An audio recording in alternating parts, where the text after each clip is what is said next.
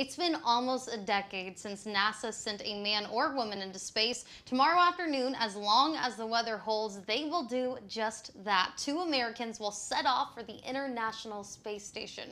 Fox News correspondent Lauren Blanchard has more. As of right now, we are go for launch. NASA's administrator sounding optimistic about Wednesday's launch, holding a mission briefing one day before NASA and SpaceX will send 2 American astronauts, Bob Behnken and Doug Hurley, to the International Space Station.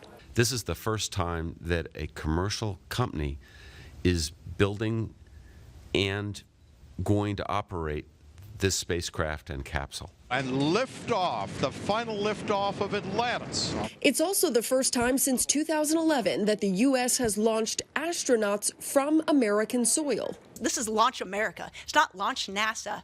It is Launch America. Our budgets now are as high as they've ever been. Right now, it's all eyes on the sky as they wait to see if Mother Nature will cooperate. So we're looking at winds, we're looking at lightning, we're looking at precipitation. President Trump has made putting astronauts in space a campaign issue. He and the vice president planning to travel to Florida to be there when the shuttle launches. I will not hesitate to tell you that President Trump has been a massive space advocate. The Eagle has landed.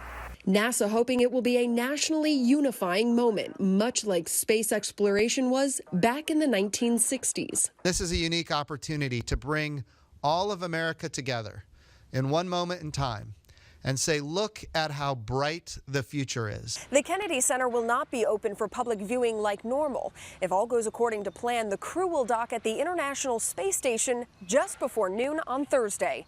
In Washington, Lauren Blanchard, Fox News.